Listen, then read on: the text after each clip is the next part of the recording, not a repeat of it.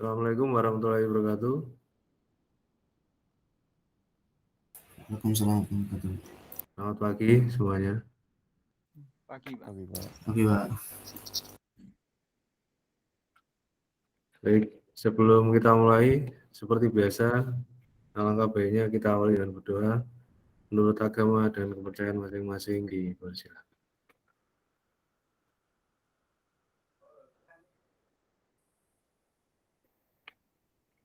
Selesai. Gimana kabarnya? Sehat semua ya?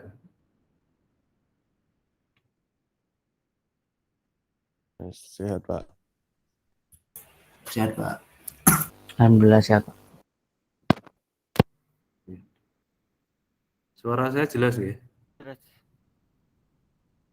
Jelas, Pak. Oke.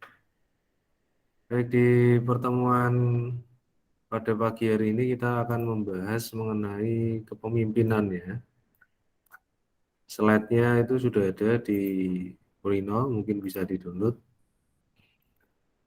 Kemudian teman-teman yang lain ini belum pada datang. Coba saya share di sini ya.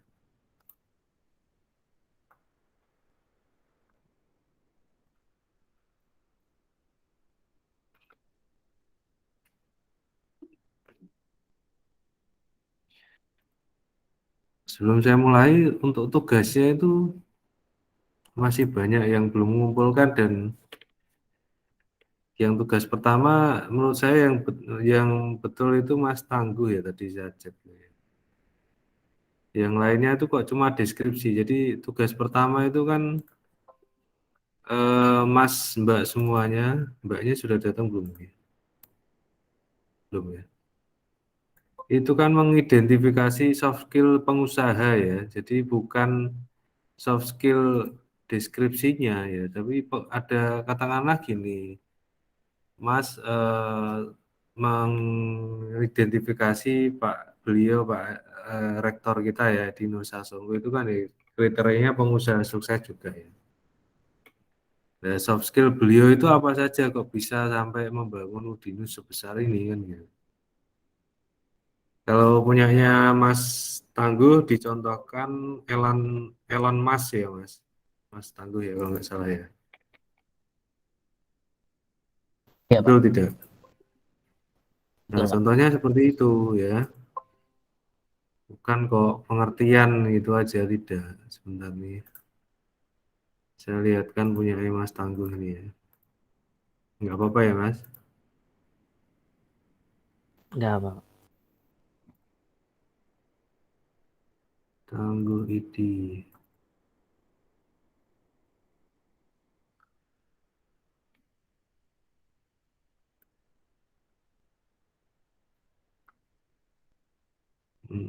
Nah ini dia. Nah seperti ini ya. Jadi Mas Tangguh ini menjelaskan bahwasanya si Elon Musk itu memiliki soft skill dari entrepreneur ya. Dia cari artikelnya dari mana ini Mas?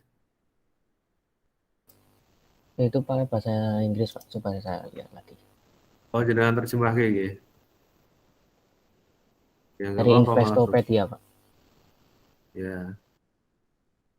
Di wiki kan banyak ya sebenarnya. Pengusaha-pengusaha besar itu di wiki kan banyak. Siapa itu? Khairul Tanjung misalkan dari Indonesia. Nah, si Elon itu soft skill-nya apa kan gitu ya. Ini dijelaskan di sini sama Mas Idi.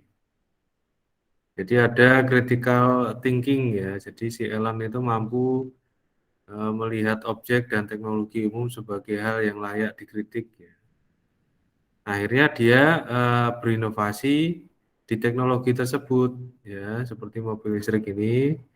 Kemudian tahun 70 si Elon mengubah dari mobil listrik yang kecil dengan jarak tempuh sedikit ke mobil futuristik sport ya dengan jarak tempuh yang ratusan kilometer dalam satu daya baterai. Ya, maksud saya seperti ini ya. Ada lagi goal setting ini. Ini termasuk soft skill juga ya. Itu ya, Mas siapa ini? Mas Bayu, Mas Candi, Mas Jevera. Paham tidak? Raffi ya, Fernanda. Bisa dimengerti? Ngerti, Pak. Bisa ya. Nah, nanti masih saya kasih kesempatan ya, dari kemarin kok saya lihat yang mengumpulkan hanya beberapa saja itu. Mbak Dwi sudah mengumpulkan, cuman ya masih salah. Jadi diidentifikasi, oh misalkan Mas Candi itu pengusaha tahu misalkan. Atau Mas Candi itu pengusaha apa ya? Pengusaha di apa ya, punya studio 3 dimensi misalnya 3D misalnya, animasi 3D misalnya. Ya Mas Candi itu dikulik-kulik gitu ya, dilihat profilnya, terus kemudian di Google itu ada enggak, misalkan ada Mas Candi ya di Google itu menjelaskan apa saja tentang Mas Candi ya, terutama di usahanya itu. Nah kira-kira soft skill-nya ada enggak di keterangan di situ, kalau ada diambil ya. Mau bahasa Inggris, bahasa Jepang, bahasa Jerman, ya itu kan ada semua translate-nya tinggal. Kalau Mas Idi dari apa Mas webnya Mas? Investopedia, Pak. Apa tadi? Nggak jelas ya. Mungkin diketik aja ya Pak. Oh Investopedia.com. invest ya. Iya, Investopedia.com. Invest. Investing atau investo? Nah, ini coba diketik aja. Investopedia. Nah, itu investo.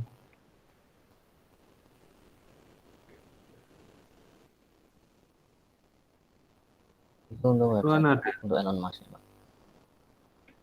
Ya, ini Elon Musk kalau ini ya. Ini khusus Elon Musk ya ini ya. Iya, Pak. Contohnya seperti itu ya. Bisa juga dari wiki misalkan.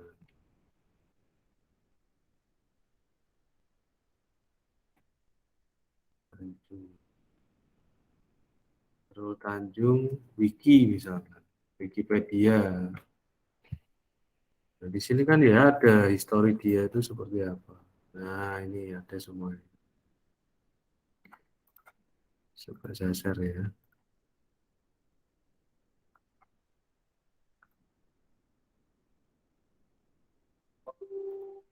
Nah, misalkan ini.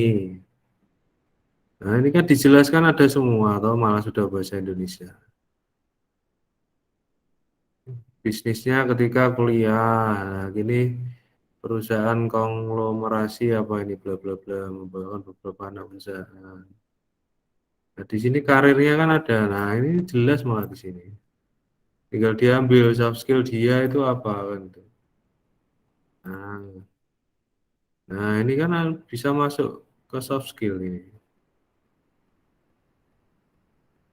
Bingung ya, apa selama ini saya jelaskan di dasar kewirausahaan pada nggak mudeng atau gimana ini? Kok yang paham cuma Mas Idi. Jangan malu-malu ya kalau nggak paham ya. Bisa langsung di counter saja ke saya. Pak, saya nggak mudeng di sini gitu ya. Jangan sungkan-sungkan. Kemudian untuk proposalnya itu beberapa sudah mengumpulkan ya. Cuman yang lain juga mana ini saya nggak ngerti ini.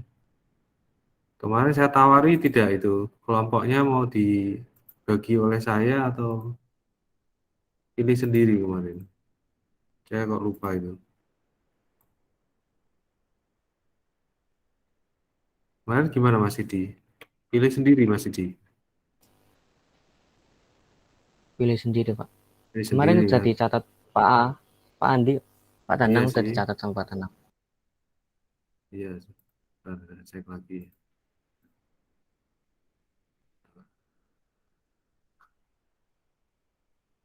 Nah ini kelompok tugas ini ya. Mas Candi sama Mas Ega. Deverap, Mas Bayu Ardana. Nasib Kolbi sama Alwan. Kemudian Ervin sama Raffi ya.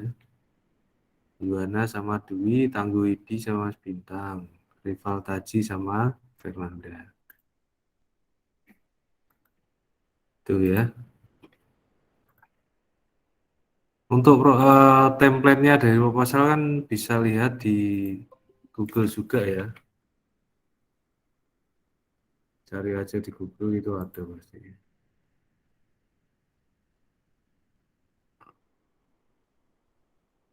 Sebentar.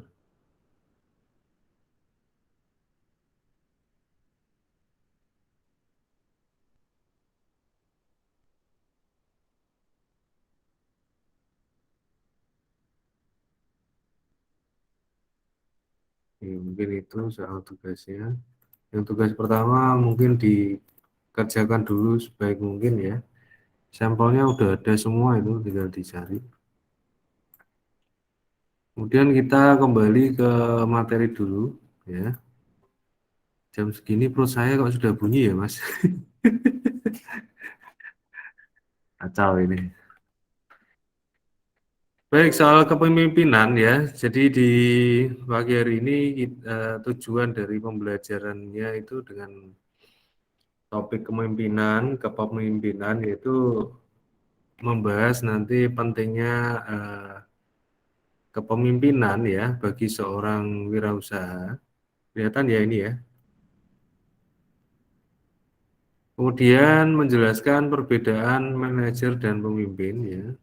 Kemudian membahas mengenai teori kepemimpinan awal dan kepemimpinan kontemporer ya yang terkini mungkin. Nah, ada sedikit kisah ya soal kepemimpinan ya, atau leadership dalam berwirausaha. Jadi dulu itu si McDonald ya, ini kita sedikit mengulik kisahnya si McDonald di tahun 37 ya, 1937-an. Itu warga Amerika itu mulai digandrungi dengan mobil ya zaman itu ya. Jadi usaha mobil itu berjalan dengan pesatnya di tahun itu. Kemudian ada sebuah keluarga ya kakak beradik bernama Dick dan Moore ya. Dia melakukan inovasi dengan berdagang ya atau berjualan ya, membuka kedai yang bisa dipesan dari mobil. Nah, itu sebenarnya kan idenya waktu itu ya termasuk cemerlang ya di tahun 1937. Jadi Sidik dan Moore itu berinovasi gimana caranya mempermudah pembeli sampai sekarang istilahnya itu booming ya, drive-thru itu ya. Gimana si pembeli itu dengan mudahnya memesan barang itu di dalam mobil atau tidak perlu keluar dari mobil, ngantri dan lain sebagainya. Nah, di saat itu si Dick dan Moore itu meraih kesuksesan yang besar dengan inovasinya yang sampai sekarang disebut dengan drive-thru itu ya. Kemudian menu andalannya itu sebenarnya simple ya. Jadi bagi mereka warga Amerika hotdog ya, gorengan french fries itu ya. Kemudian burger, roti sandwich, Coca-Cola dan salad itu kan ya ibarat di kita itu ya apa ya mungkin tempe goreng, bakwan itu ya, tahu petis sama lagi ya, mungkin makanan Jawa kayak arem-arem mungkin ya. Itu kan sepele ya, tapi dibikin eh, pesanan itu bisa dibeli dari dalam mobil. Itu kan satu inovasi yang sederhana tapi mematikan menurut saya kan. Kemudian bisnis itu meledak ya, bahkan antriannya itu semakin panjang hingga keluar pintu pemesanan ya. Kemudian inovasi dilakukan dengan menghapus pesanan dari mobil ya, fokus pada walk up customer ya, dan mengurangi daftar menu ya, fokusnya pada hamburger itu tadi. Nah, perubahan-perubahan yang dilakukan oleh Sidik dan Moore itu akhirnya merebak di seluruh Amerika ya, menjadi berita di media, dan mereka pun sukses mendapatkan iklan gratis. Kan biasanya iklan kan ya mahal ya, berbayar ya. Dia saking terkenalnya di media akhirnya mendapatkan iklan gratis. Tapi ya dari tahun 1937 sampai tahun 1955 ya, ini Sidik dan Moore itu mulai merasakan stuck ya di usahanya tersebut karena satu ya omsetnya itu tidak naik lagi ya, dia stuck ya omsetnya, dan orang-orang di sekitarnya itu mulai melakukan ATM ya. Kemarin apa itu ATM, Mas siapa ya? Mas Bayu, ATM itu apa ya? Istilah di entrepreneur kemarin ATM apa Mas Bayu?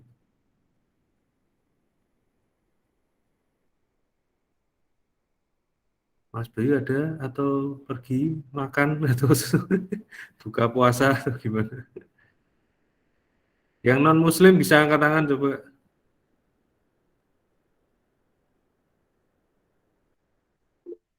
Mas Andi, satu tok ya. Mas Bayu ada apa enggak ini tadi? Kayak sepertinya ada suaranya tadi. ATM apa Mas Bayu? Mas Fernanda coba.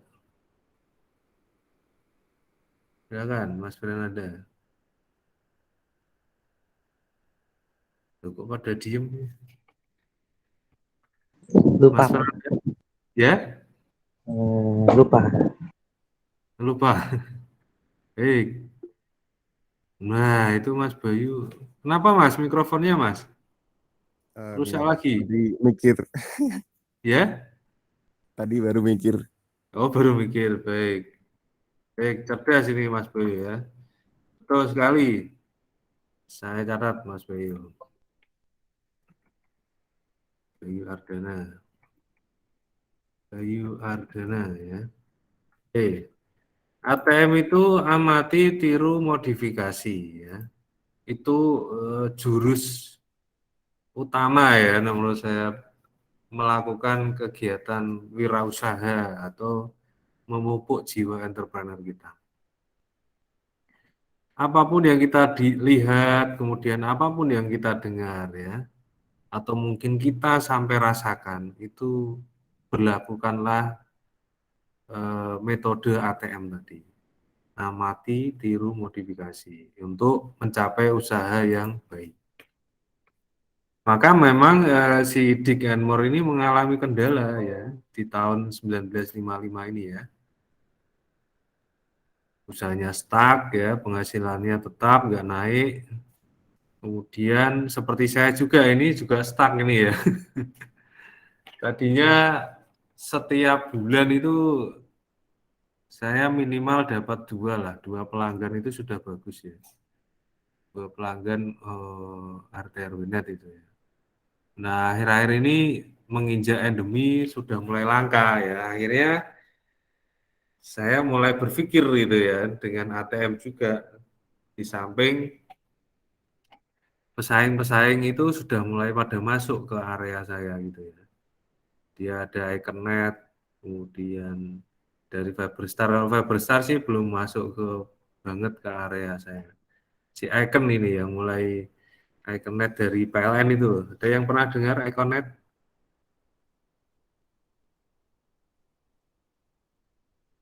Ada atau mungkin yang ada yang berlangganan Iconet? Internetnya pakai Icon. Bisa angkat tangan nggak ada ya?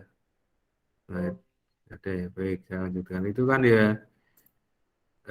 pesaing juga termasuknya. Karena si Icon itu dengan enaknya ya, karena memiliki infrastruktur besar. Jadi pal-pal listrik yang mereka miliki itu sekarang difungsikan sebagai pal-pal untuk ini apa namanya? ODP mereka ya, jalur lewatan kabel internet mereka. Oke, karena stuck dan omsetnya tetap dan banyak pendatang baru yang meniru. Nah, ini kan si pendatang itu kan ya melihat, mendengar, merasakan ya. Dengan prinsip ATM tadi akhirnya meniru Sidik sama Mor tadi ya. Akhirnya usaha yang dilakukan oleh Sidik dan Mor tadi mengalami kemunduran ya karena banyak pendatang baru. Nah, kemudian itu belum selesai ya. Ada adalah si Ray Kroc ya yang menuangkan konsep yang ada di kedua kepala kakak adiknya tadi ke dalam sebuah manual tertulis yaitu McDonald System. Nah, McDonald System itu ya manual itu dibeli dan ia pun mendapatkan hak untuk memperluas bisnis McDonald dengan konsep franchise ya. Jadi maka banyak sekali ya sekarang Indomaret, Alfa itu kan ya termasuk franchise juga. Jadi dalam tempo 4 tahun ya si Ray Kroc ini berhasil membuka 100 cabang McDonald ya tanpa modal sama sekali dan semuanya dibiayai oleh franchise-nya. Istilahnya kayak hak patennya ya McDonald. Maka sampai sekarang pun di seluruh Indonesia itu ada McDonald, bahkan di luar negeri pun sudah banyak ya. Sampai ke arah Rusia yang sekarang terjadi peperangan itu. Nah, dari cerita ini tadi ya, kisahnya siapa Dick and More sama saudaranya Ray Kroc tadi. Apa yang membuat usaha Dick dan More itu stagnan itu apa ya? Bisa dijawab Mas Bayu sudah, Fernanda sudah. Mas Raffi coba.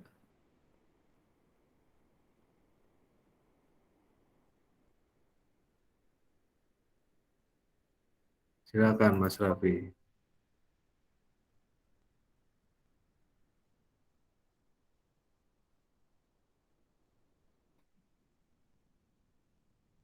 Mas Raffi ada tidak ini?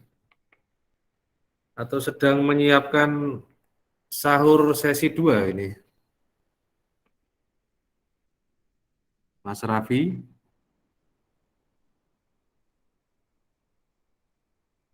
Halo? Mas, ini kok gambarnya cewek ya? Rival Taji ini cowok ya? Kok ini animasinya cewek tapi?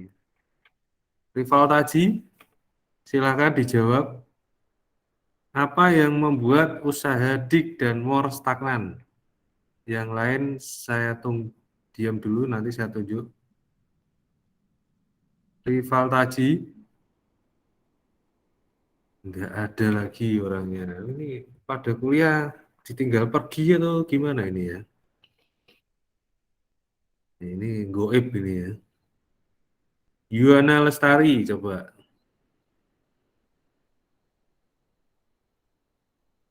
Yuana, Iya, Pak. coba dijawab apa yang menjadi atau membuat usaha Dick dan More itu stagnan tadi, menurut kisahnya tadi. Mungkin itu karena banyak pendatang baru yang niru usahanya gitu, Pak. Yang lain coba pendapatnya siapa ini? Mas Candi silakan. Gimana pendapatnya? Tes. Saya tadi ketinggalan Pak. Internetnya tiba-tiba putus aja. Oh, baik. Sempat hilang sebentar. Siap. Mas Idi. Mas Tangguh aja, Mas Tangguh. Mungkin banyaknya pesaing ATM gitu Pak.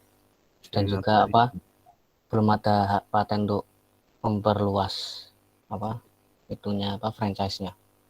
Baik, terima kasih. Saya note dua-duanya, Yuwana sama Mas Tangguh ya. Duh, ini mengganggu sekali ini.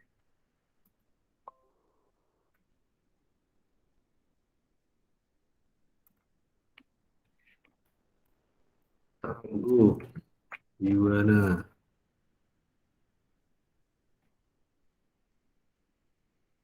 Lanjut. Mas Awan, coba pendapatnya bagaimana?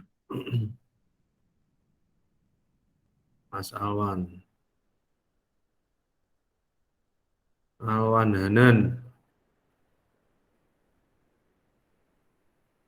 Mas Awan. Halo? Ya, goib ini ya. Banyak mahasiswa goib ternyata ya. Oh, mic-nya rusak. Ya, diperbaiki dong. Kuliahnya online kok. Mas Jevera mungkin. Silakan Mas Jevera.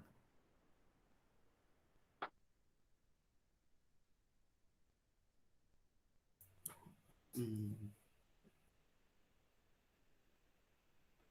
Oke, Mas Jevera, soundnya kurang kenceng ini mikrofonnya. Nggak dengar saya. Halo? halo Pak.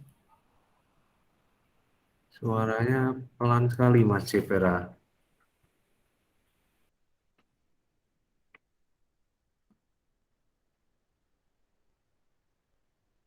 Baik, mungkin next siapa ini? Mas Ega. Ya, Mas Ega, silakan. Ya Pak.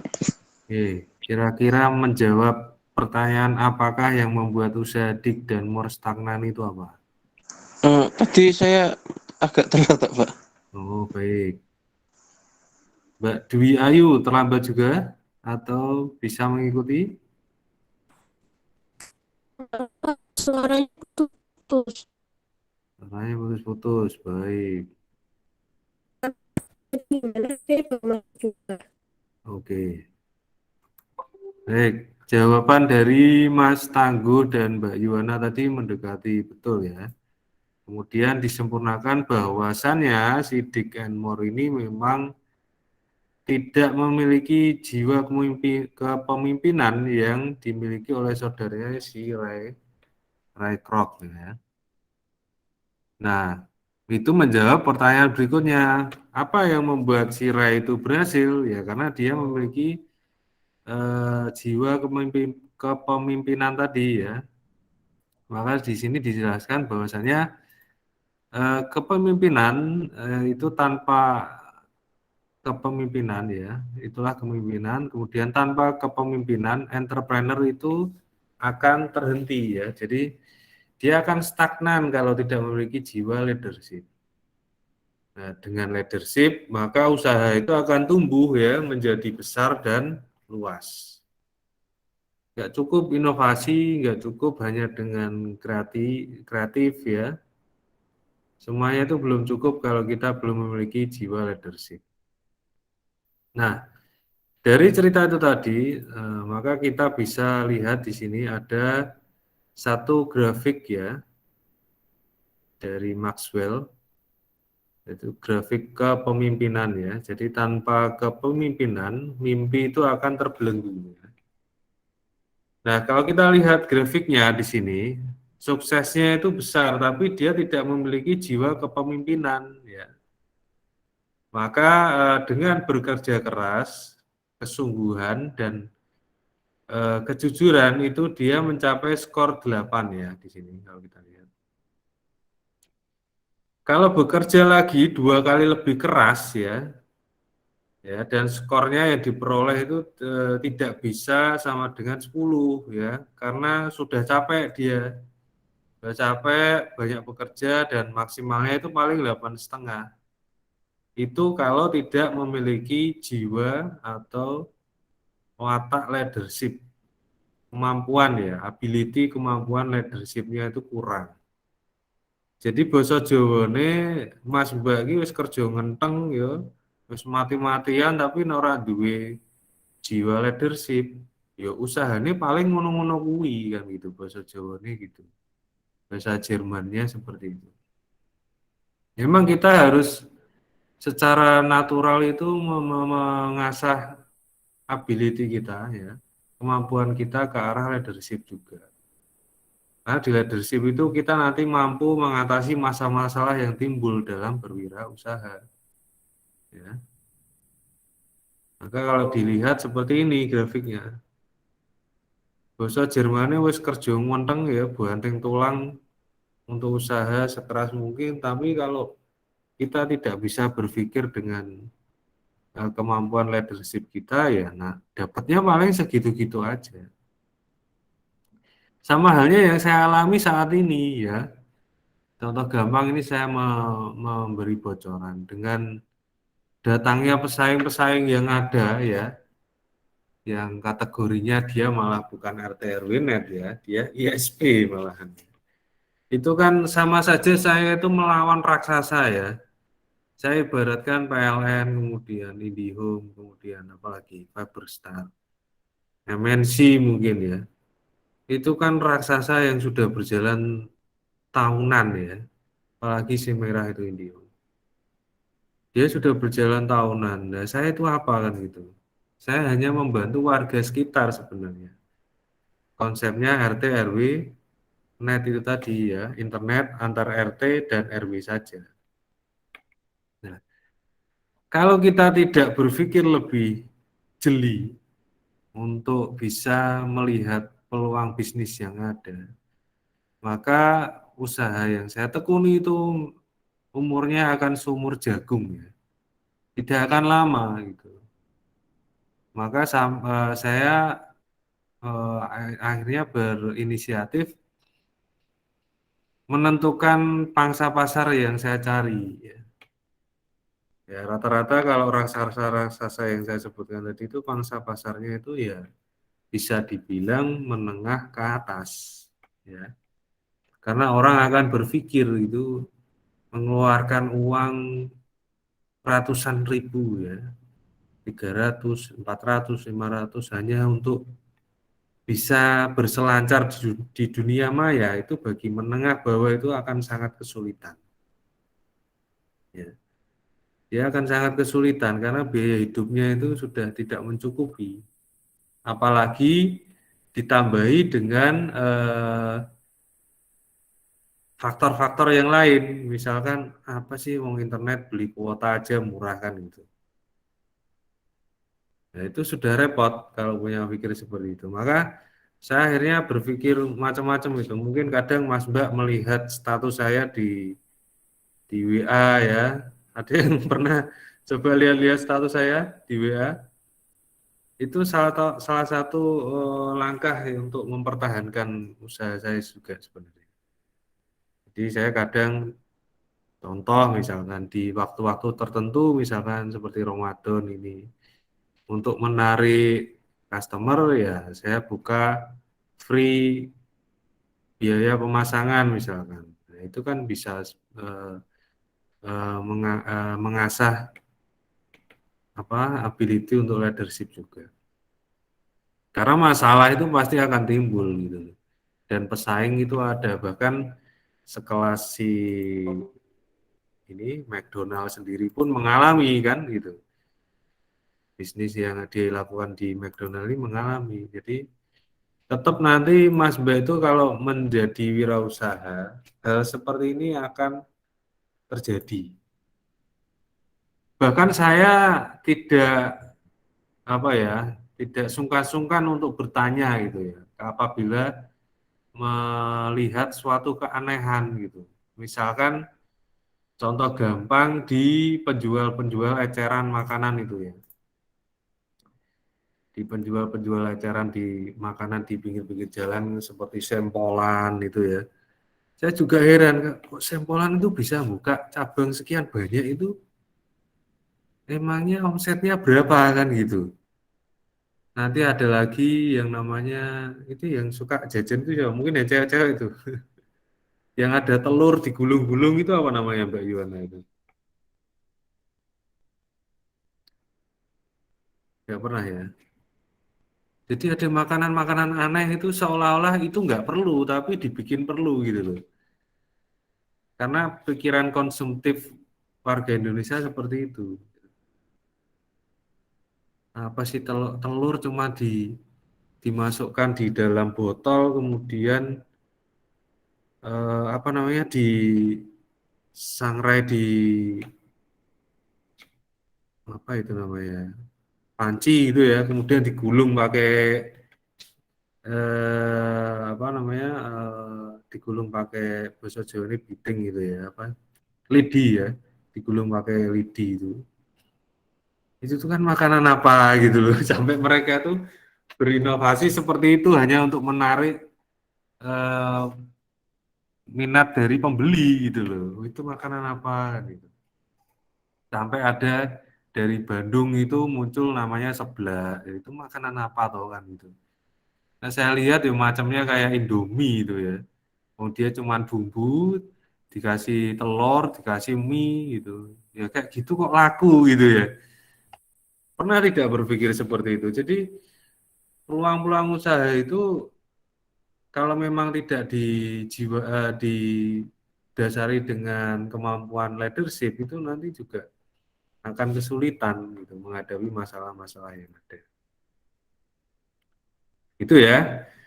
Jadi intinya nanti kalau terjadi seperti si McDonald, ini solusinya ya. Oh, Pak Danang dulu pernah mengajarkan seperti ini kan gitu ya. Jadi ini akan terjadi nanti dan saya pun juga mengalami saat ini. Kemudian kalau kita lihat grafik yang berikutnya ya. Ini ya. Nah, ini kan dia memiliki jiwa leadership 6 sekitar 7 ya, 6,5 sampai 7 ya. Jadi kalau seseorang wirausaha bekerja dengan leadership itu bukan semata-mata entrepreneurship ya, diawali dengan melakukan pendelegasian dan mulai menggunakan orang lain sebagai staff. Ya. Jadi kalau kita lihat di sini dia leadership-nya adalah 8 ya. Skornya itu melonjak ya dari 1 yang tadinya di sini 1, dia naik menjadi 7. Jadi efektivitasnya juga berubah ya. Dari tadinya 8 kali 1 sekarang 7 ini 1 kali 8 sekarang 7 kali 56. Nah, ini berarti meningkat dari 56 dari 8 ke 56 ya, melonjaknya sekitar 600%. Gitu. Sampai di sini dulu bisa dipahami. Saya. Kemudian berikutnya membahas mengenai teori kepemimpinan ya. Teori kepemimpinan itu ada istilah teori kepemimpinan awal ya. Jadi di teori kepemimpinan awal ini itu berfokus pada pemimpin ya atau teori ciri dan cara pemimpin berinteraksi dengan anggota kelompok ya, teori peragu. Itu ada 6 ciri ya. Jadi ada 6 ciri kepemimpinan yang efektif yang berfokus pada pemimpin dan cara memimpin berinteraksi dengan anggota kelompok. Yaitu yang pertama adalah dorongan, yang berikutnya adalah kehendak untuk memimpin, yang berikutnya ada kejujuran dan integritas ya. Yang berikutnya ada kecerdasan, kepercayaan diri dan pengetahuan terkait pekerjaan. Kemudian kalau berdasarkan gaya itu ada 3 ini ya. Ada gaya demokratis, otokratis dan laissez-faire ya. Kalau gaya demokratis itu melibatkan bawahan ya, delegasi wewenang dan mendorong partisipasi. Kalau yang otokratis itu mendikte ya, mendiktekan metode kerja dan membatasi partisipasi. Sedangkan laissez FIRE ya memberikan kebebasan ya kepada kelompok untuk membuat suatu decision atau keputusan. Nah, itu teori kepemimpinan awal. Sedangkan yang terkini ya, teori pendekatan kepemimpinan model terkini itu ada yang disebut kepemimpinan transformasional dan transaksional. Nah, tipe transaksional itu ya pemimpin itu membimbing dan memotivasi ya, sebagai motivator juga, memotivasi pengikutnya menuju target atau sasaran ya yang ditetapkan dengan memperjelas atau persyaratan tugas. Sedangkan pemimpin transformasional itu si pemimpin memberi inspirasi ya untuk bertindak melebihi kepentingan pribadi demi organisasi. Itu bedanya di situ. Kemudian ada lagi istilah kepemimpinan karismatis visioner. Untuk yang karismatis itu pemimpin yang antusias dan percaya diri ya. Namanya juga karismatis ya. Percaya diri yang kepribadian dan tindakannya mempengaruhi orang untuk berperilaku dengan cara tertentu. Ya dia kalau karismatik itu lebih ke pengaruhnya. Ya. Sedangkan untuk pemimpin visioner yaitu pemimpin yang melampaui karisma ya karena kemampuannya itu menciptakan dan menyatakan visi yang realistis, ya, layak dipercaya dan menarik mengenai masa depan atau future. Nah, itu tadi pendekatan karismatis dan visioner. Kemudian yang berikutnya pendekatan kepemimpinan model terkini, ya. Kepemimpinan itu pertama, ya, pemimpin tim adalah penghubung dengan pihak luar. Ya. Yang kedua, dia itu penyelesai masalah ya, problem solvingnya. Yang ketiga, pemimpin itu merupakan manajer konflik. Ya. Leadership itu merupakan manajer konflik. Dan yang keempat, dia sebagai pembina. Nah, itu tadi pendekatan kepemimpinan model terkini ya. Kemudian berikutnya perilaku pemimpin yang efektif itu ada beberapa hal ya. Yang pertama memberikan contoh kepada karyawan, menciptakan suatu tatanan nilai dan keyakinan bagi para karyawan dan dengan bergairah mengejarnya. Kemudian memfokuskan upaya para karyawan terhadap tujuan yang menantang ya, challenge ya, dan terus mengarahkan mereka kepada tujuan tersebut. Perilaku berikutnya yaitu menyediakan sumber daya yang dibutuhkan karyawan untuk mencapai tujuan mereka gitu ya. Apa daya kita apabila memiliki suatu tujuan tanpa adanya sumber daya yang memenuhi gitu. Nah, sumber dayanya itu apa aja, Pak? Ya, bersangkut dengan usaha yang dia tekuni ya. Kalau misalkan di saya usahanya Terwinat ya berarti kita harus mengikuti teknologi baik dari teknis kabel jaringannya sampai ke arah media wirelessnya. Jadi kalau kita hanya berkutat satu perangkat saja, satu sumber daya ya kita juga akan ketinggalan ya. Ibaratnya sekarang teknologinya sudah fiber optik misalkan. Kok kita masih menggunakan kabel UTP ya, pasti apa yang akan diterima si pelanggan itu tidak sebagus teknologi yang sekarang. Padahal fiber optik sendiri itu sebenarnya hitungannya teknologinya sudah lama. Ya, itu baru kabelnya. Belum lagi nanti membahas mengenai LAN-nya atau Ethernya. Meternya pun sekarang sudah banyak di pasaran itu pot-pot suite atau produk-produk wireless ataupun namanya server itu yang menggunakan gigabit. Jadi kalau di gigabit itu kan kita bisa melewatkan data lebih dari 100 mega ya. Jadi sangat ringan sekali. Gitu. Nah, itu soal menyediakan sumber daya. Kemudian yang berikutnya, perilaku pemimpin yang efektif adalah menghargai dan mendukung para karyawan.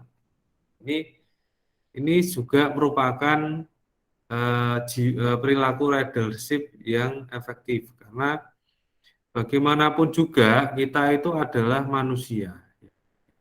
Manusia itu pasti akan mengalami suatu kesalahan. Bukan manusia kalau dia tidak salah ya. Pasti itu. Nah, posisi yang menghargai dan mendukung para karyawan ini juga sangat penting. Misalkan karyawan kita yang kita miliki di usaha yang kita tekuni ini sudah gigih berjuang mati-matian untuk mencapai suatu tujuan yang dia kejar, tapi ternyata dia melakukan satu kesalahan, yaitu kita tidak kalau bisa jangan serta-merta langsung menghakiminya. Tetap kita hargai, tetap kita support ya. Bagaimanapun juga usaha yang dia lakukan itu sudah sangat besar ya misalnya. Jadi ya misalnya terjadi miss ya tetap kita hargai dan kita dukung. Dengan satu catatan juga hal tersebut tidak diulangi lagi. Kemudian yang berikutnya adalah berkomunikasi dengan para karyawan. Nah, ini pentingnya jiwa leadership ya. Anggap saja kita sebagai pemimpin itu adalah istilahnya apa ya? Dengan karyawan itu dianggap aja saudara kita sendiri. Jadi kesan bekerja dengan kita itu lebih enjoy ya, lebih familiar dengan etika-etika yang sudah diterapkan.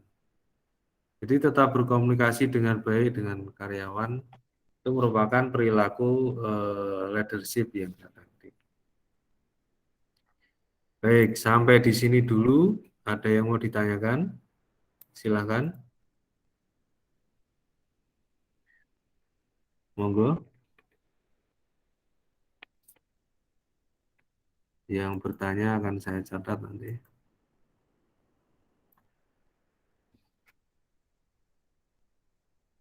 Monggo silakan.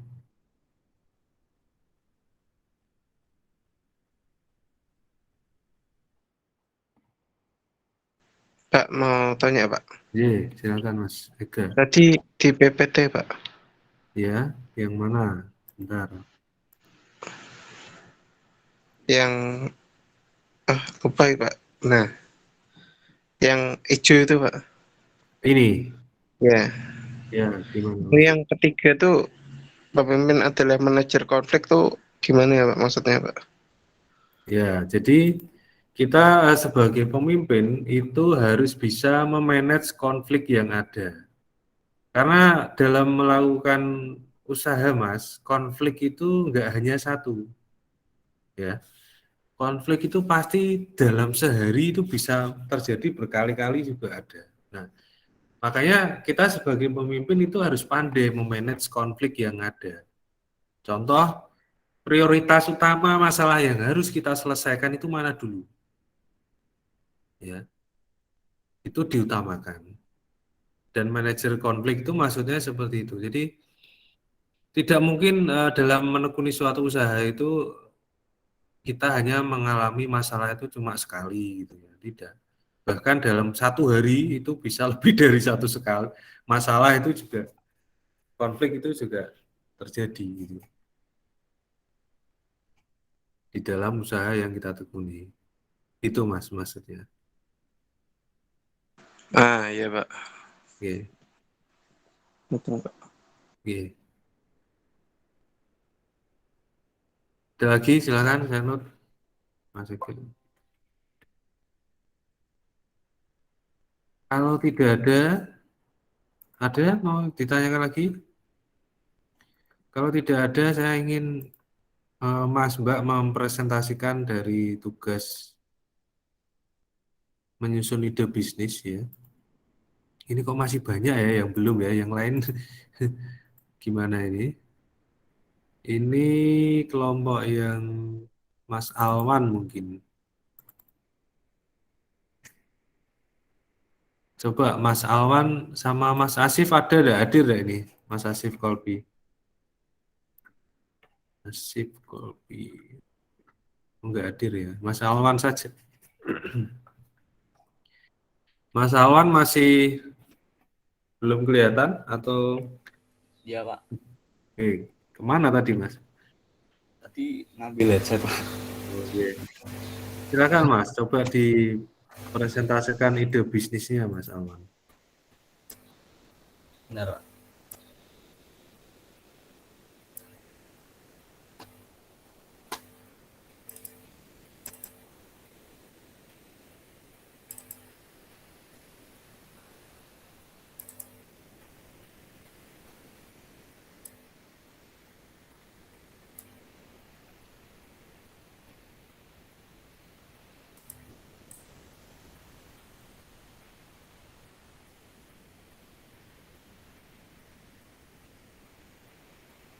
Yang ini ya Pak? Ya, tugasnya. Kenapa Mas Alwan kok bisnisnya, idenya itu kenapa coba dipresentasikan? Karena basicnya 3D Pak, jadi kayak ingin buka beli online aset gitu. Coba diceritakan dari awal coba. Dari apanya Pak, awal gimana? Dari awal idenya itu loh, kenapa seperti itu, terus apa aja yang nanti akan kita lakukan untuk bisa memenuhi ide itu. Coba dijelaskan, dipresentasikan.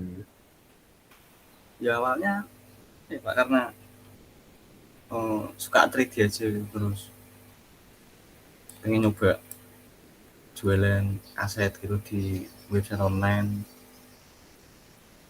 Yang dijual itu kayak properti yang dibutuhkan dalam animasi 3 dimensi ini gitu Pak.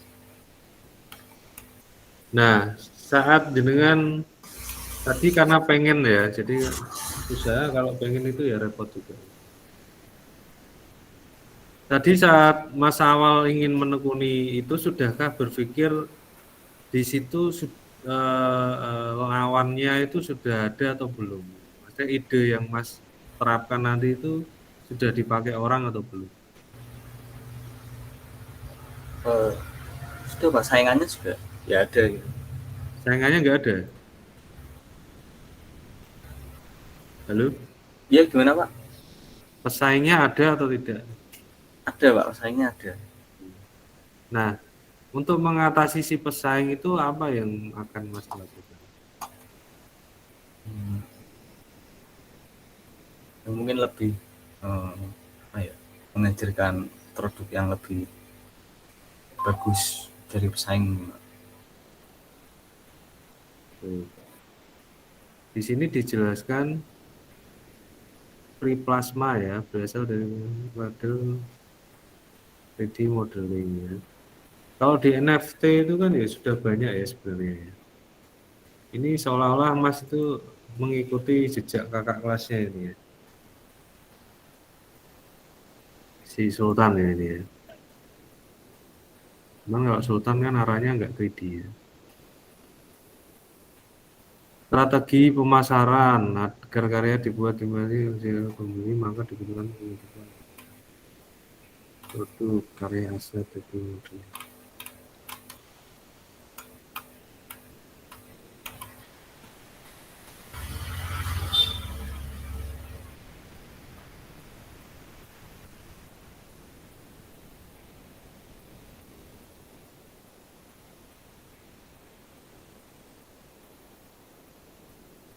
Kemudian dilanjut Mas, dipresentasikan Mas. Apanya Pak? Ini ya? Ya, idenya sampai selesai. Ya ini nanti idenya jadi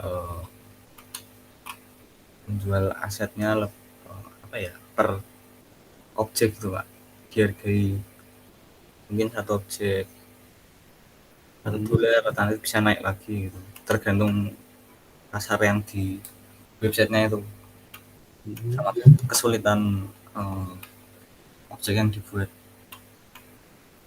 Lalu target pasarnya mungkin lebih ke orang yang membutuhkan aset dalam pembuatan film animasi ini.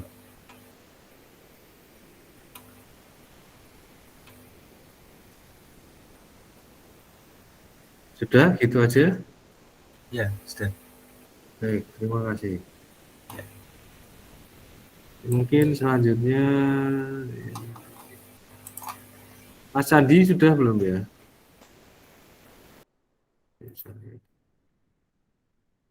Mas Sandi sama Mas Ega sudah belum tugasnya?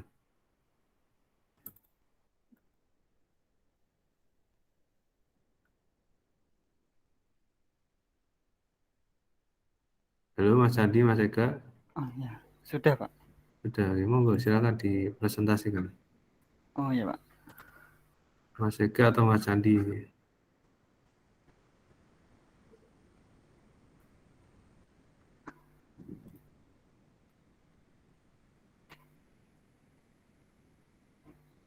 Izin presentasi ya Pak.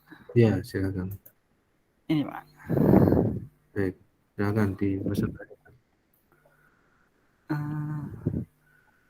Ide bisnisnya tuh nanti tentang kayak NFT gitu ya Pak, rencana.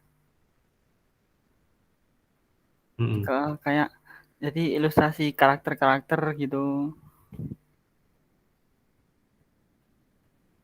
Ya, dipresentasikan sampai selesai biar didengarkan teman-teman idenya Mas Dani.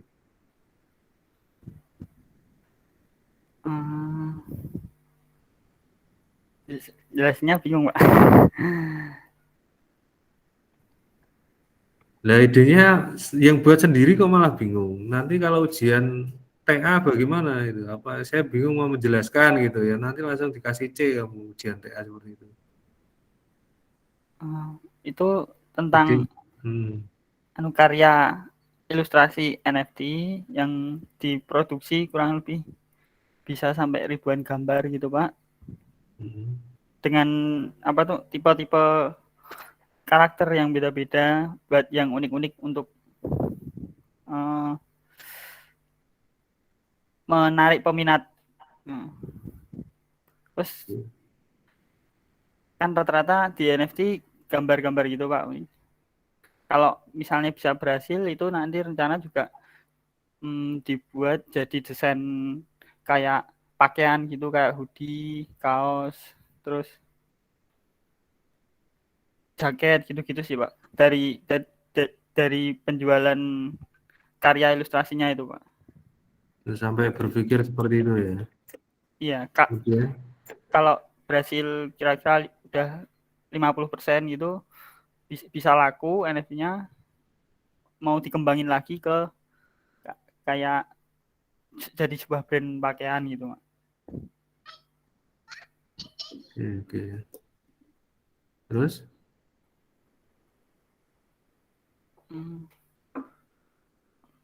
Untuk desainnya rencana tentang karakter-karakter astronot gitu-gitu sih.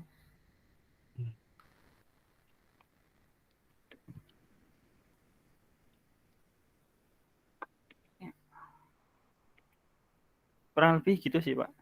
Dari penjualan NFT menjadi ke apa tuh? Ya, ini berarti ikut-ikutan jadi pesaingnya Mas Awan berarti ya nantinya. Cuma pasarnya beda aja kan itu. Tapi tetap aja dia NFT ya. Iya.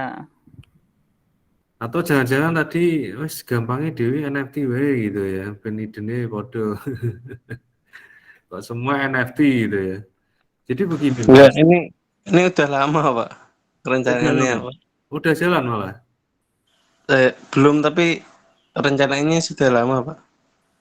Masih belajar NFT-nya juga sih Pak. Iya Pak. Lagi nyoba-nyoba lamanya Masih itu bocor. sebelum si Sultan booming atau sesudahnya?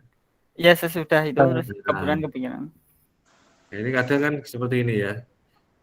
Ini Kalau sebenarnya ya gimana Mas Andi? ya kalau Mas Gozali kan itu gambar. Nah ini rencana karya ilustrasi gitu. Karakter-karakter gitu sih, Pak. Iya. Jadi begini Mas. Eh, ya itu sebenarnya bagus. Cuman tanpa Mas sadari itu kasusnya nanti akan sama dengan McDonald itu nanti. Jadi dia booming, wah tahu-tahu orang-orang yang punya pikir ATM itu pada datang. Ya, contohnya seperti Mas seperti ini kan hitungannya ATM juga ya. Nah, di saat kita melakukan ATM ini, kita harus mencari celah yang sekiranya belum pernah terjadi. Gitu. Atau mungkin sudah terjadi sama, tapi kita improve lagi. Nah, itu yang kita lakukan dalam ATM itu seperti itu. Jadi jangan serta-merta, oh sama aja konsepnya seperti ini. Itu kita akan sumur jagung nanti. Karena NFT sendiri itu kan tidak langsung ya, dia seolah-olah kita itu menanam saham ya di situ ya. Betul tidak? Iya, Pak. Nah, itu kan jangkanya panjang gitu. Apa iya kita mau panen nanti 5 tahun, 10 tahun, atau 20 tahun kemudian ini usaha berhasil gitu. Kan tidak bisa seperti itu. Itu seperti kita itu menabung gitu ya. Si Gustav pun sebenarnya itu sudah kodrat dia menurut saya. Mas Sultan itu wis ya takdir dia dari ilahi. Wong dia juga tidak menyadari itu akan terjadi kan gitu ya. Itu sudah takdirnya menurut saya, bahkan meledak dan akhirnya sampai Pak siapa tuh siapa yang dari Jawa Barat itu gubernurnya itu ikut-ikutan ya, sampai saya sempat baca itu penghasilannya 40 juta dari NFT ya, monggo kan gitu. Ya sebenarnya bagus Mas idenya, cuman kalau dipakai buat usaha nggak masuk gitu ya. Nah, maka dari itu kenapa si Gustav itu setelah mendapat uang dari NFT, dia punya angen-angen ya. Pernah enggak dengar si Gustav itu bilang saya pengen bikin studio animasi? Pernah Oh tidak? iya, Pak. Nah, ini makanya tadi kalau itu.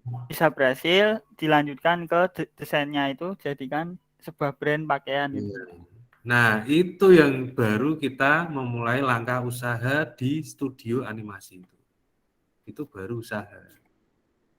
Namanya usaha itu seperti itu. Karena apa yang kita dapatkan di NFT itu ketidakpastian gitu loh. Kadang ya banyak regulasi-regulasi yang nanti akan terjadi di NFT. Yang bisa jadi kasusnya juga sama dengan YouTube nanti ya. Atau Google atau dan lain sebagainya.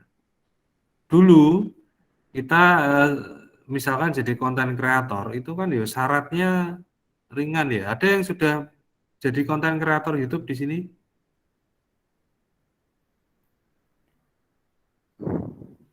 Ada yang subscribe-nya sudah banyak? Kalau saya belum mengamati ya. Cuman teman-teman tuh bilang dulu itu syaratnya nggak seperti ini kok semakin susah gitu. Untuk melakukan apa namanya? Untuk menghasilkan. Nah, sekarang berapa itu? 10.000. Dulu tidak. Nah, itu Mas Tangguh sudah bilang lah. Nah, itu seperti itu ya. Itu ibarat saya bukan usaha sih sebenarnya. Ya usaha bisa sih bisa, cuman ya kita harus fight, benar-benar fight di situ. Jadi ya itu semacam sampingan menurut saya, tabungan gitu ya. Jadi usaha tuh yang real gitu ya. Misalkan apa yang dibilang Mas Gustaf tadi. Loh kenapa kok dia berpikir seperti itu gitu loh. Itu kan bagi saya aneh loh. Kamu tuh di NFT sudah jaya dapat uang. Loh kok kamu punya cita-cita pengen bangun studio animasi, pengen usaha animasi. Berarti kan kesimpulannya di NFT itu ada ketidakpastian gitu Mas. Dia laki, dia beruntung gitu ya. dia beruntung di situ dapat uang, terus akhirnya ya seperti ini yang dia terima, sukses. Gitu. Lalu sudah jalan, no. Berarti kan dia sempat berpikir juga, atau mungkin bahkan dia tidak berpikir gitu. Cuman refleks saja, oh saya dapat uang dari NFT sekian, 1 M misalnya, atau 1,5 M. Saya ingin bangun studi animasi misalkan ini. Jadi kita memang harus berpikir seperti itu ya Mas Candi dan Mas Alwan. Bahwasannya ATM itu memang bagus. Tapi ya itu tadi kita kembalikan ke inovasi, kreativitas sama leadership kita. Kita harus melihat, maka tadi kan di sini dijelaskan ada pendekatan dua, yaitu karismatis dan visioner tadi ya. Kita harus bisa melihat ke depan gitu. Kalau dari pendekatan kepemimpinan berupa visioner, depannya itu bagaimana gitu. NFT itu seperti apa? Apakah ini hanya angin berlalu kemudian hilang atau dan lain sebagainya kan gitu. Karena manusia itu kadang ya gitu kagetan gitu, gumunan kagetan itu sering terjadi. Bahasa Jerman. Gitu ya Mas Candi, bagus ini sebenarnya. Untuk visinya sudah dapat. Jadi setelah sukses nanti, tapi belum tahu ya Mas, itu Mas sudah prediksi belum? Nanti suksesnya kapan gitu? Untuk ke arah apa tadi? Marketnya ke arah baju ya atau Iya, apa? brand pakaian. Brand. Sudah ada berpikir seperti itu? Atau mungkin menjadi target Mas sendiri dengan Mas Ega? Kalau nggak ada target ya percuma loh Mas, kan gitu.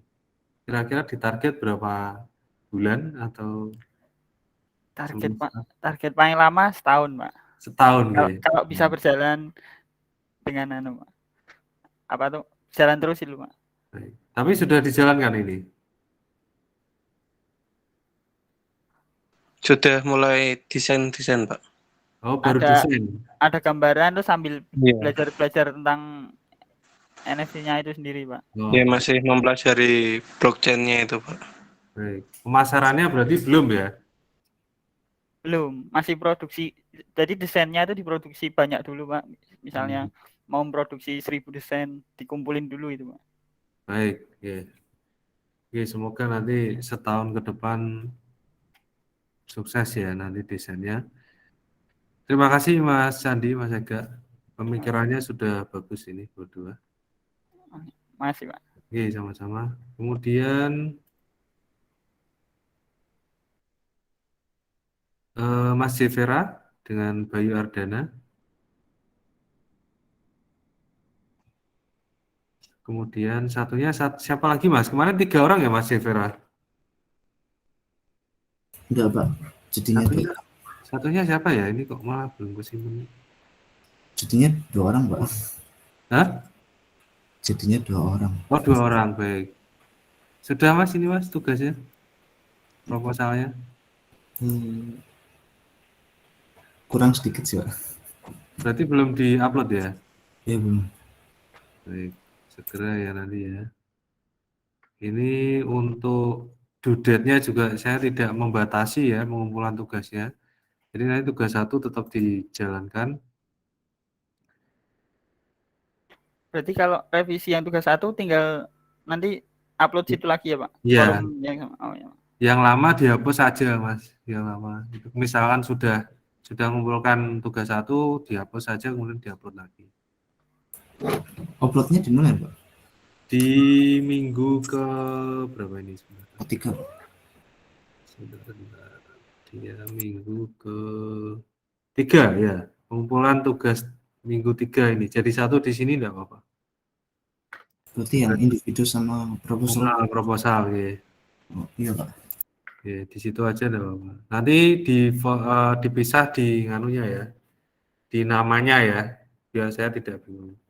Nama filenya. Tugas soft skill pengusaha sama proposal. Kemudian kalau belum Mas Ervin coba sama Raffi. Mas Ervin sama Raffi, udah belum?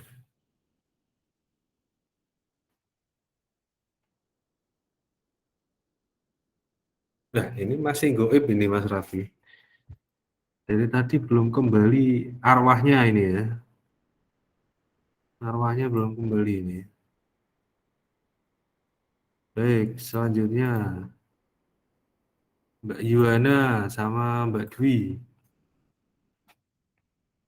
Udah belum tugasnya? Nggak harus seputar animasi ya, mau usaha lain juga boleh kok. Sudah, Pak. Tapi saya ngerjain sendiri, Pak. Loh, kok bisa? Mbak Bu, Yuana? Mbak gantian. Yuana itu, Pak, kurang kontribusinya nggak ada.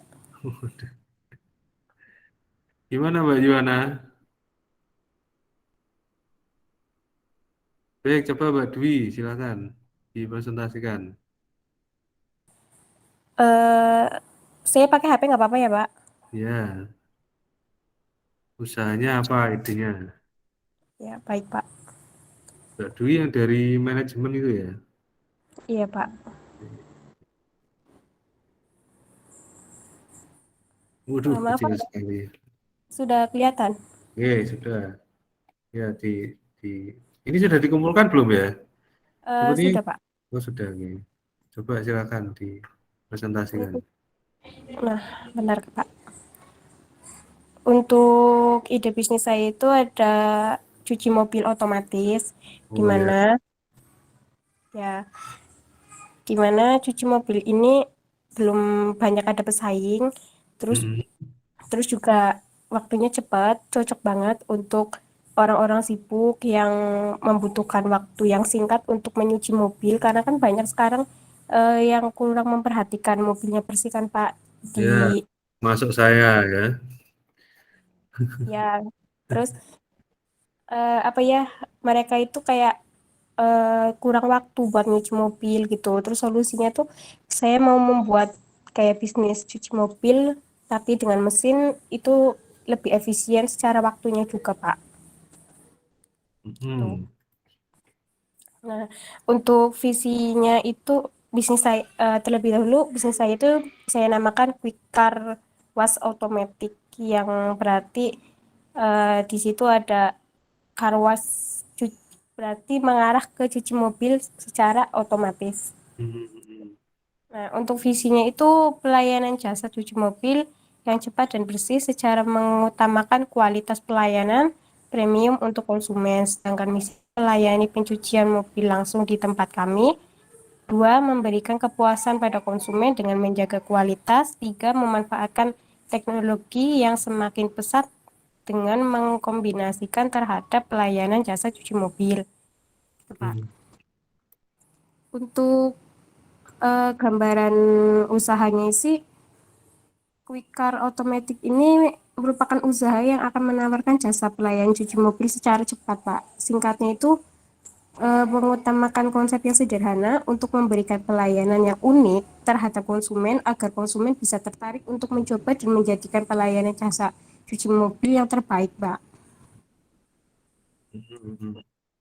Nah, untuk aspek organisasi dan sumber daya, ini saya buat sendiri sih, Pak. Maaf kalau masih salah. Dengan nama usaha, jenis usaha, alamat saya searching di Google yang apa ya, searching tanah gitu, Pak, yang masih kosong. Jadi saya simpulkan di sini. Terus namanya saya sendiri dan apa sih status pemilik usahanya, pemilik usaha. Nah, untuk perizinan skip aja ya, Pak. Ya. Nah, ini nama perusahaan dan logo. Nah, logo yang saya buat ini kayak gini, Pak. Jadi logonya itu menggambarkan kayak bisnis saya, nama brand saya itu Quick. Jadi di sini ada kayak apa sih? Udah jelas lah ya. Di sini itu menggambarkan kayak cuci mobil secara otomatis gitu. Ya, nextnya, ini ada katalognya, Pak. Eh, ini tuh ini tuh kayak jenis-jenis harga loh, Pak.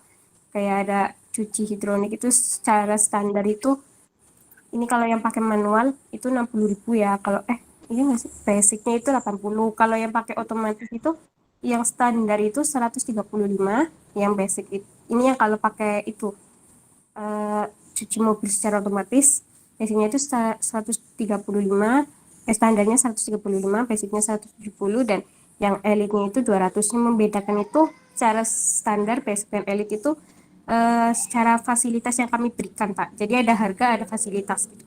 Apa itu fasilitasnya? Nanti dijelasnya di bawah, Pak. Oh, ada di bawah. Baik. Ya. Untuk manajemen usaha ini kan saya buat sendiri ya, Pak. Jadi saya sendiri sebagai ownernya, nanti ada manajemen MSTM, manajemen keuangan, operasional, dan marketing pemasarannya juga. Serta ada karyawan untuk di bagian kayak pembersih gitu, pas lah 2 orangan gitu, Pak. Jadi Baik. totalnya 8. Baik.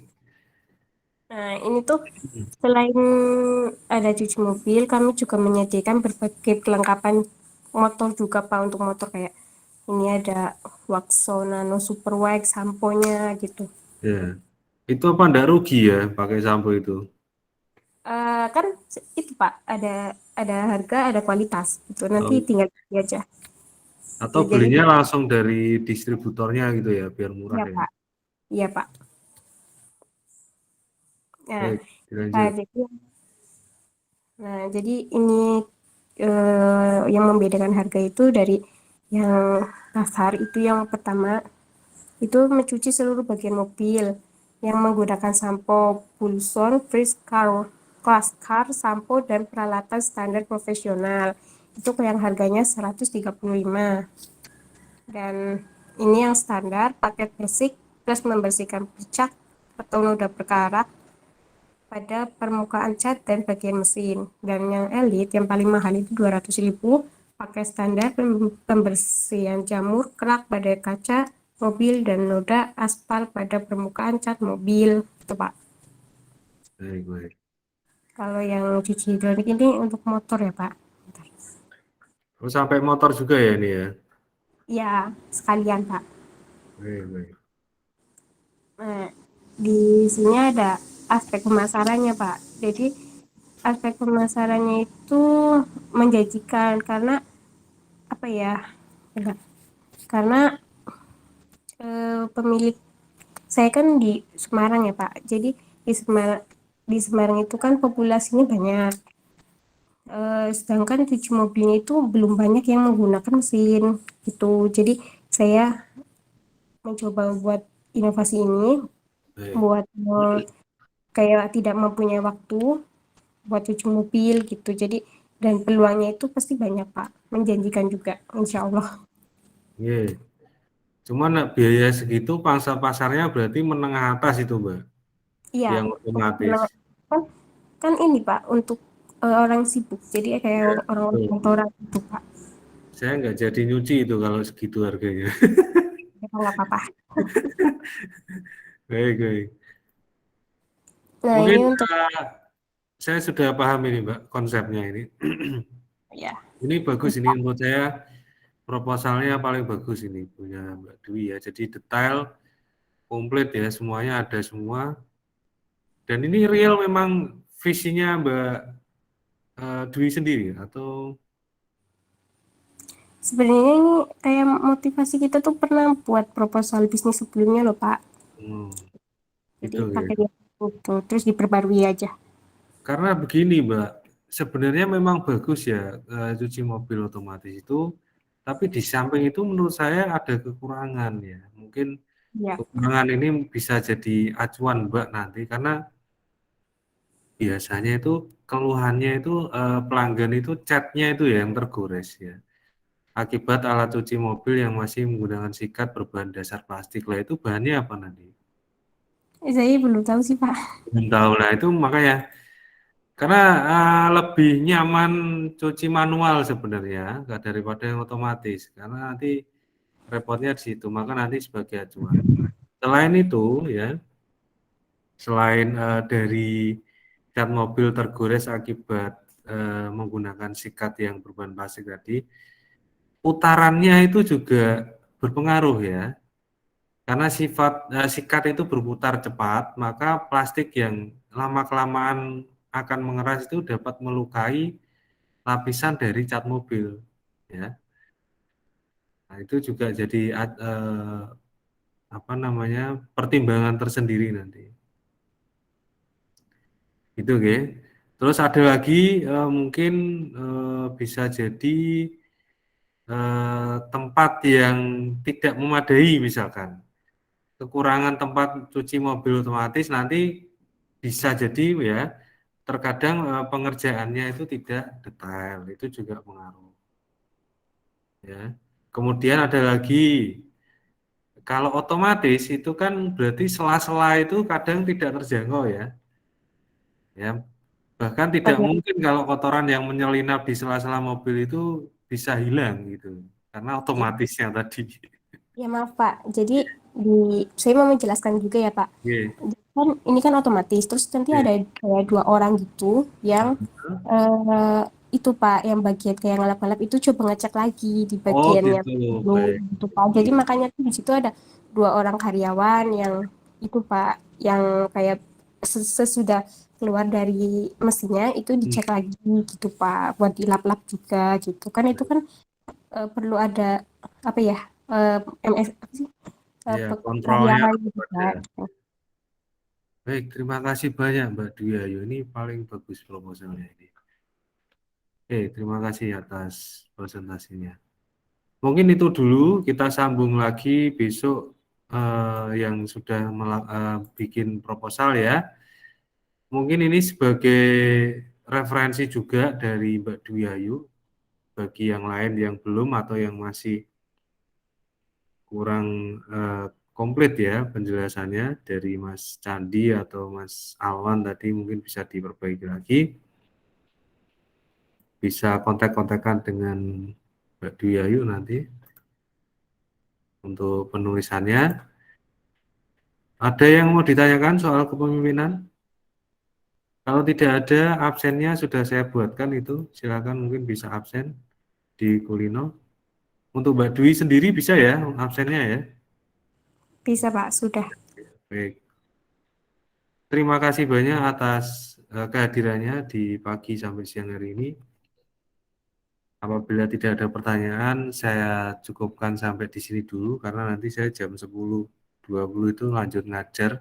Jadi ini beberapa menit spare waktu untuk saya berjalan ke lab D ya. Mohon maaf karena ada PTM di lab D nanti. Sekali lagi saya ucapkan terima kasih, sampai ketemu minggu depan dan kita lanjut presentasi ya proposal dari ide bisnisnya di minggu depan. Kemudian untuk Mbak Yuwana, halo Mbak Yuwana, karena tidak ada kontribusi mungkin saya gabungkan ya Mbak Yana.